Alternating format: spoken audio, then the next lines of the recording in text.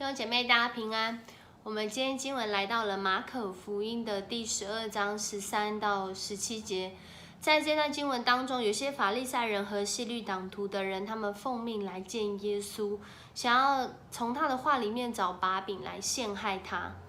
在这里呢，他们问了耶稣一个，不管耶稣回答是或不是，要或不要，都会被陷害的问题。他们问说，像罗马皇帝凯撒纳税是不是违反我们的法律？我们纳还是不纳？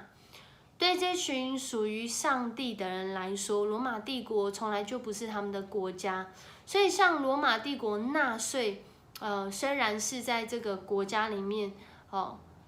人民应当尽的义务，不过这群犹太人，他们其实是心里非常不服的。而这里面呢，可能他们的这个所谓的领袖就是这个法利赛人哦。那法利赛人是一群怎么样的人呢？他们就是以遵行上帝话语的律法，分别为圣这样生活的人。他们当时呢人数不多，可是，在犹太的社群里面，却是很有地位、被敬重的人。而这群人，他们今天身为宗教领袖，却想要来害耶稣。看了耶稣这么多的神迹奇事，却是带头要来杀害耶稣的一群人。而另外一群呢，就是这个希律党徒的人，他们就是拥护地上律法的一群人，拥护地上权势的一群人，就是拥护在当时被罗马帝国分派来治理犹太人的这个希律家族，他们拥护这些人。所以当耶稣他回答不纳的时候，他们也自然马上可以找到方式说耶稣他违背罗马帝国的律法，进而来逮捕耶稣。所以耶稣回答纳或不纳，其实对耶稣来说都是非常危险的答案。不过耶稣在这里也不是省油的灯，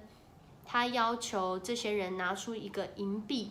当时的银币上面会印有凯撒的像。当这些人指出这个银币上凯撒的像要不要纳税这个问题的答案，耶稣接下来讲的就语出惊人，他就说这个答案很简单，可是意义却很深远。他说，那么把凯撒的东西给凯撒，把上帝的东西给上帝。他们听了这个话，对他觉得非常惊讶。我想不只是惊讶他们没办法陷害耶稣，也是惊讶耶稣非常有智慧的回应了这两群人他们真实生命的议题。一群人可能用现代的说法就是不接地气的信仰，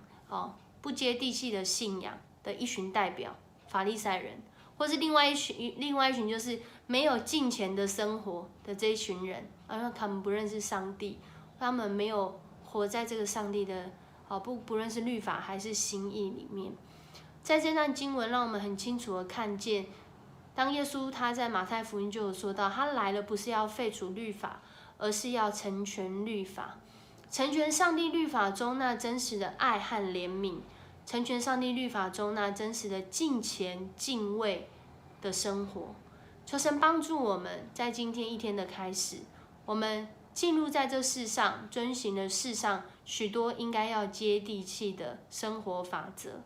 不过在这些法则当中，有一个更需要我们遵守的法则，就是在上帝永恒心意眼光的法则，在他的话语当中，在他要我们行出的真理当中，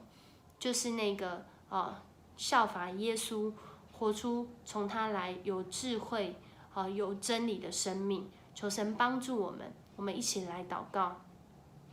爱我们的主，谢谢你透过你今天的话语，让我们看见我们虽然进入世界，却不属于这个世界。我们进入这个世界，遵行地上的这些政权、这些法律、这些文化，但在这些法律跟文化当中，更重要的是，主啊，我们要有从你来永恒真理的眼光，还有我们实际接地气的信仰生活，帮助我们每一位知道如何在今天，在我们的职场、学校、学习的环境、家庭、人际当中，活出你的心意。我们这样祷告，是奉主耶稣的名求，